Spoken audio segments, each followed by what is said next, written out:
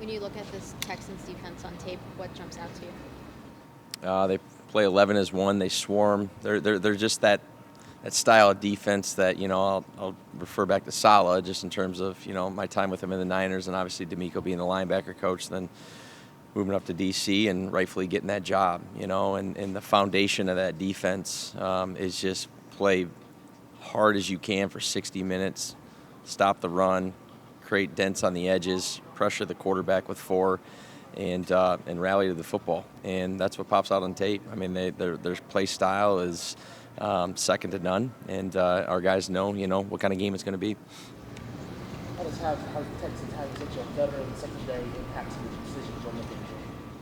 Yeah, it's what you just said. I mean, they played a lot of ball, so obviously with getting new safety in there and all that, I mean, they're a good team. It's whether they're veterans or not, it's just that whole squad just because they don't do a ton schematically, right? And they just do what they do, and they do it extremely well. So we got to, cut up for us.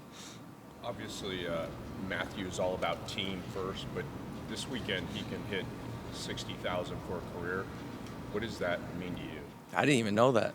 That's it just shows, how consistent he's been throughout his career. He's always played really good football.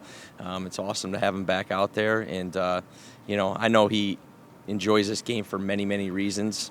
Maybe one day he'll look back at all the, personal accolades he has, but he loves playing, just being in that huddle, being with the guys, being with the locker room, and you're not going to find a better competitor out there. A guy like that's played so much football, I guess, how quickly does he just get back to it when he gets back to practice after an absence like that? It's like me swinging a club after 6 months, right? It just makes sense. So, no, he could take as much time off as he wants. I mean, it's just such muscle memory. And I say that, he's not going to say it like that, but because, all the little things that he thinks about as a quarterback, whether it be mentally or physically, and how he's throwing and his footwork and all those things, none of it's easy by any means. But he sure makes it look easy, and having that time off and getting his body right and all that. So, again, another question probably for him in terms of where he feels, but sure happy he's back. How have you seen that chemistry between him and Davante grow now that he's been back out during camp? Yeah, like two veterans that, have never worked together up until obviously OTAs and all that, but also understand the game at such a high level. So, yeah, there was when he got here in April and May, just the conversations they had individually, what we'd have in the meeting room, and then obviously taking it to the grass. But those two, again, they're smart football players. Like, they'll figure it out. They'll figure out the body mannerisms and stuff like that. Davante with the same with Matthew in terms of some of the windows that he's going to fit balls in and stuff. So it's been cool. Obviously we got to make that stuff come to life on Sundays, but I like the work that they put in. How has Kyren being a captain elevated the impact of his energy and how people feed off of that? I don't know if it's elevated. I think Kyren's just Kyren. He's always had just incredible energy, and from the moment he's stepped on the field, obviously it was, his second year when I got here, but really had a huge impact in 23, obviously had the impact in 24, and here he is with a fresh contract and the captain, status, and it's all rightfully deserved. He's got great energy. His work ethic matches that energy, and he's a better person on top of all that. And he's been a productive player in this league. So all of it's just, when you're productive and you do things the right way and your intentions are right, like a guy like Kyren, like a lot of our guys are, you're just going to, get respect from coaches, from players, from fans, the whole nine. So it's been cool. None of it's shocking when you know that guy. When you have a quarterback who is managing the back the way Matthew is, does that change anything for you as far as just... Say that one more time, sorry. With a quarterback who's managing a back like Matthew is, does that affect anything as far as how you build either protections or game plan, or do you just kind of go with what you know? You'll see on Sunday, So, again, he's looked good. He feels good. So, I think we'll be able to answer that a little bit better in a week. Has there been anything that you've done to change your process entering week one over your coaching career? Yeah, it's every year's a new year, right? So you got your process going into it, but I think it's a great question because I think, the more you're in it, the more you realize, hey, what you saw on tape was 6 months ago. You got an idea of what they're going to do. The foundation of what D'Amico and Burke and what Houston does, think it's going to be the same, but you don't really totally know. You don't know what those adjustments are going to be, so you got to be willing, all right, to adjust and do what, ultimately our guys in our building can do best, putting them in a good position to be successful, both schematically and, what they can do with their techniques. So, you just got to be, willing to adjust and go from there in week one. Following up on that, as a coach, do you always feel like you have a good handle on your team going into a season, or are there things that surprise you when Yeah, I mean, there's stuff that one? Organically is going to happen throughout the course of week 1 to week 2 to week 4 to week whatever, I mean, we have a vision for where this thing's going to go, but we also understand that there's 22 variables on every snap that, dictate what's going to happen. So, yeah, I mean, I think we're, us as a staff have a, good idea of what we think we're going to be, but shoot, we got to go snap that ball on Sunday and go play for 3.5 hours against an incredible opponent, and then, let the chips fall where they may. Coach, could you comment on the role Coach Scheelhaase provides in designing his offensive game plan? Yeah, he's a smart dude. One, he's incredibly efficient with, just finding stuff around the league and what people are doing and keeping up with the times, which is so important. He's just eager to just not just know what we're doing or what the Houston Texans defense is doing. He's eager to just know what the landscape of the league is. And that's a big factor. I mean, as coaches, we're the best thieves out there, right? Like, someone does something cool, we'll steal it, make it our own, and call it our own, and then, not cite our source. So he does an incredible job at just kind of gathering that kind of stuff. He's awesome with the receivers. He's awesome in front of the unit.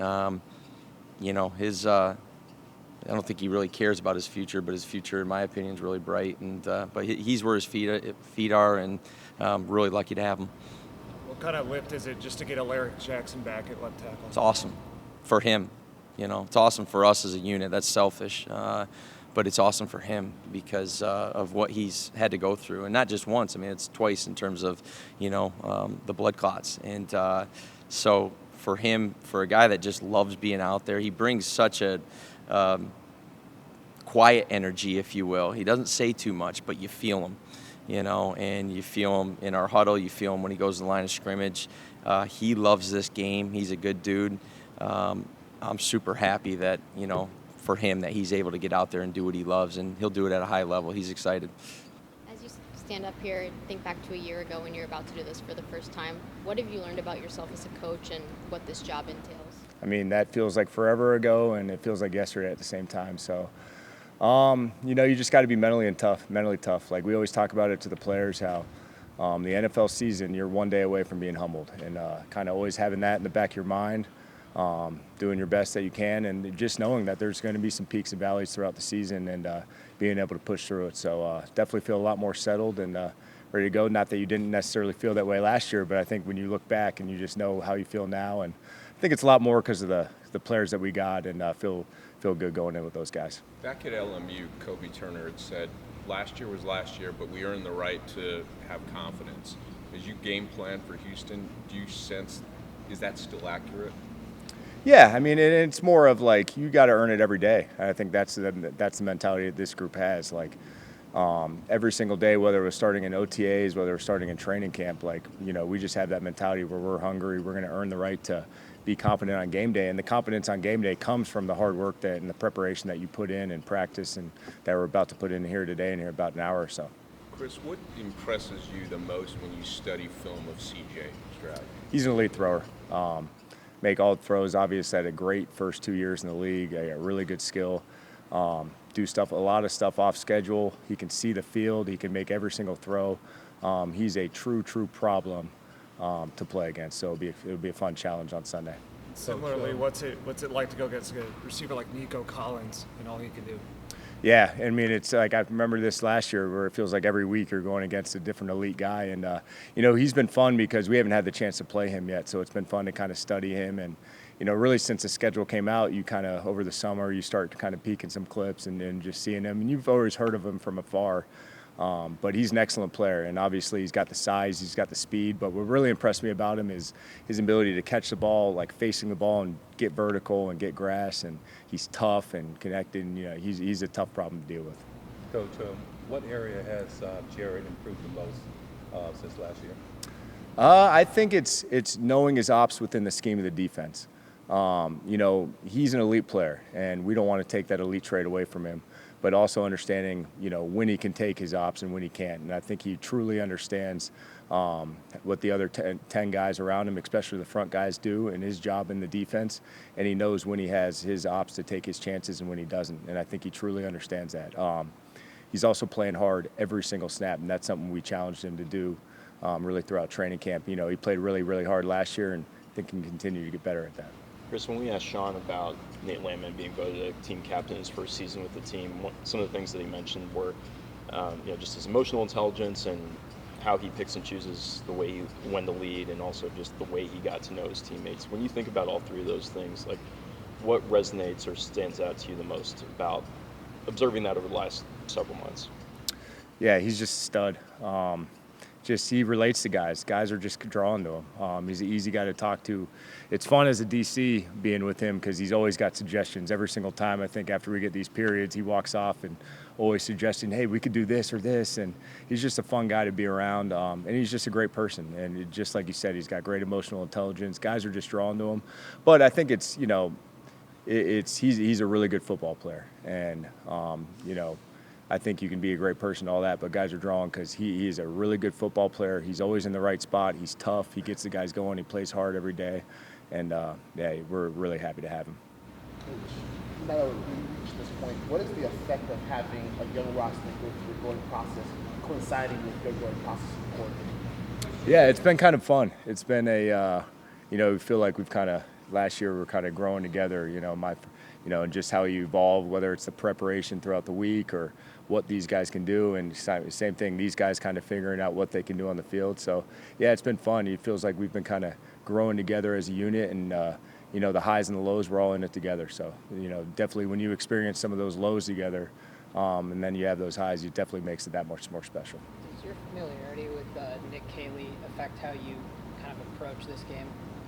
I love Kales, and no, other than the fact that, I'm excited to be able to talk to him a lot more. And, he would have FaceTimed me last weekend, but, we've been kind of silent here for the last few weeks. So be excited to just talk to him again after the game. With Houston starting a rookie left tackle, are you relying on scouting reports, and what goes into preparing for the player tendencies for a rookie player? Yeah, it's rookies, and they have some rookie receivers, and they have some linemen and a bunch of guys from some different teams. So really, anytime you're in the first game, it's a challenge where you're trying to find scheme from different places, and you might have to go to college tape to find tendencies and to find how he sets and all the different stuff that you're going to look at when you're studying personnel and studying the opponent. So that's a common thing in the NFL where, especially early in the year, the first couple games, where you're going to have to, whether it's go back to college tape or if guys are on another team, go visit that tape just to make sure, because it's all about the players first and foremost. Chris, can you expand on that on game day? I mean, you're always a tablet guy when your defense is not on the field. Does that change how you're looking at that stuff on the tablet? What does? In terms of things that you don't know or didn't expect because it's week one. Oh, there's no doubt, yeah. You have, you really, later in the season, you have such a expectation of what they're going to do out of certain things based off tendencies. You have such of this. Week one, whether you're playing, a brand new coordinator kind of like we are right now, or it's a guy that was there last year, there's going to be changes no matter what. So, yeah, there's not necessarily those expectations you have going in. So, yeah, it is a different feel kind of getting into the flow of the season versus later in the year for sure. So, how important will it be for the defensive front to knock CJ off of his spot, so to speak? I think that's any QB. I think any QB, he'll tell you, they don't like guys around their feet. They like a good, firm, clean pocket. They want to be able to see the field. They want to be able to have a couple hitches once he hits his back foot. And so I think no matter what, any QB wants to be back there, stand there, be comfortable. And our job, whether it's CJ Stroud or the next guy, is to make them uncomfortable. Coach, when it comes to designing a defensive secondary, is there ever a question of versatility versus specialization? And if so, what's that line? Yeah, there definitely is. You always want versatile guys, and we're fortunate we got a lot of those guys that can do a lot of things. If you think of all the stuff that Tank McCullough does for us, Quentin Lake does for us, that Jacoby Durant does for us, guys like that. And, there is guys that are certain, they have elite traits, and we always talk about putting guys in the best position, doing what they do best. And that's certainly what we try to do with our front guys with our DBs as well. So it's all taken into account, and that's the fun part, getting into this game plan, trying to figure all that stuff out. What's the mindset amongst that defensive line group about meeting at the quarterback? Kobe was talking about it yesterday. I would say you meet me there, you beat me there. Like, there's no other option. Somebody's going to get there. Who's going to get there first? We're finna put up some numbers this year, so there's only so many that can go around. There's only so many pass rush reps. Talked about what your teammates learn how to rush with each individual player. How's that process gone for you? I feel like I have everybody understood. Whether, we bring Byron and me on the same side, whether you put me in a 3-tech and I'm rushing with Byron on the edge, whether me and Fisk have already had that connection, me and Kobe, I feel like we have flourished together. I can't wait, in the joint practices we've had, but also I can't wait to see what it looks like in game. I feel very confident with everybody I rush with. What do you see in C.J. Stroud when you watch him on tape? He's led them to the divisional round each of the last 2 years. No, that's a quarterback. That's somebody that he can hurt you with his legs. He can hurt you throwing the ball. He can throw on the run. That's somebody that's a dangerous quarterback. And there's a lot of dangerous quarterbacks in this league, but that's somebody you're very keen on. We have to do a lot of work on, not just keeping him in the pocket, but understanding where his throws are, who he's looking for, who his main target is, and who he's kind of edging for, so we can take off that side of the field, not only in the secondary, but in the pass rush. Do you set goals for yourself entering your second year, or how do you kind of measure that you're taking the lead that you want to take this year? I don't set goals for myself. It's whatever happens, happens. I focus on just being the best me one play, then the next play. Whatever happens, that's how it goes. Jared, how have you gone about preparing for their rookie left tackle? He's definitely a good player. I've watched his college tape. I've watched a couple of preseasons he's had, everything like that. He's a dog. He was drafted high for a reason. But also he's a rookie. But last year I was a rookie, and the first guy I went up against was like, I had to look back at college tape, and saw what happened with him. So hey, anybody can make an impact in this league. He's somebody I'm very keen on. I can't wait to play against him. Jared, what's your expectations for the defensive front this year? Dominate. Doesn't matter who you put in front of us, whether it's the best O-line in the league or number 32. We're going to dominate. What's the biggest example of the increased comfort and confidence you see in Coach Shula in his second year as defensive coordinator? Oh, he trusts us. He trusts the D-line to get after it. He trusts even if we rush 3 guys and, it's a little bit more time back there, the secondary is going to lock it up. He trusts every person on the defense from, the number 1 player to whoever we got on the last, spot. He trusts everybody. How much more comfortable are you heading into week 1 this year than you were last year? Oh, I was comfortable either way. It didn't really change too much for my mindset. I'm excited for this one because, Texas, that's a good team. Their defense is some dogs. Their offense, they got dogs all over the field. This is going to be a good matchup. Last year we had the Lions first. The Lions are a good team across the board, so hey, it's the league. You got to be ready for whoever you go up against. Jared, I know you mentioned about goals, but did you set numbers, or do you set numbers as far as? Hopefully I beat last year's numbers, but I don't really set no goals for myself. What's your level of excitement to get this thing going and seeing what you and Davante can do as a tandem for real? It's been a dream come true. I think we were just out on practice the other day, and I'm sitting next to him under the tent while it's 100 and something outside. But just thinking, dude, I think you could scroll back somewhere in my Twitter profile, and there'd be tweets saying, "Go Pack, go!" I can't wait to watch the Packers, and especially to watch number 17. So to think that my locker is going to be next to his as we're putting on the same uniform is still super exciting and feels surreal. But I know it's going to be a headache for the defense across from us. But what was the one with Matthew?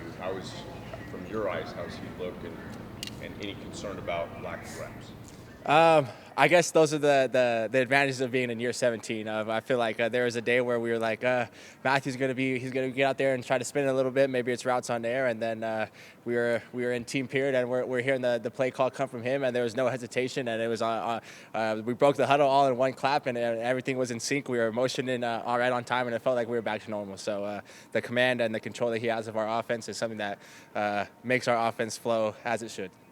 Puka, what was the one area you feel like you wanted to improve on going into the season? I'd say catching the ball, having no drops or something, and then just my lateral abilities, especially at the line of scrimmage. Knowing that when we had the opportunity to get to work with Davante Adams, the ability to add that to my arsenal. I feel like the strength of route running and being able to catch the ball and the physicality in the run game were some of my strengths. But then being able to feel like I am the backside receiver in some of our concepts, and to be able to win our one-on-ones on the backside, and just to be more consistent in that asset or in that specific part of my game has been something I feel like I've improved on, especially. With Davante, just what kind of a resource do you think he can be for a younger receiver like you and the other guys, just with how much football he's played and seen? It's from day one. I feel like when we were just out here and just our helmets in OTAs, and just the knowledge that he has and the understanding of leverages and the ability to work stems to still win to your leverage when it feels like the defenders were not where you need them to be at the break point. And then just the trust in that we have with Matthew Stafford. Well, I think the ability to put those two together to be able to win leverages at the moment where the defense feels like they're winning, and then the quarterback has the ability to put the ball anywhere. It's just been a perfect matchup for us all receivers. Is your locker being next to Davante purposeful so you guys can build a rapport and you can pick his brain? I think a little bit, and then also, I mean, I feel like it was very similar to Coop. It took me a second to find my locker next to his, but just the ability to be on the same page and just to communicate. I think the advantage that we've had as the Rams organization, we got another great person in Davante Adams, and then another great football player. So it just adds to the culture that we have here, and it speaks to the two human beings, Davante and Coop, the ability to get out there and to be willing to teach the younger guys, and then just also to communicate with guys in the locker room and to have fun and just be one of the boys. Has your mindset evolved or changed entering week one over your years in the league? No, I think it's still a little nerve-wracking. I still think back to my first time as we were flying out to Seattle and being like, holy cow, like one of these plays are going to be thrown to me, and it's just you have no idea what's going to happen next. So, but I think definitely a little bit more prepared and understanding of kind of where guys might be when I catch that ball and understanding how I have my ability to attack them. But there's still definitely that nervous feeling of being like, man, this is a game I wanted to play at the stage as a little kid, but it's definitely exciting now. Thinking about all the veteran receivers you've worked with, to this point, is there anything that they've told you about year three and how different it was for them, and how, if at all, has that influenced the way you're approaching this year?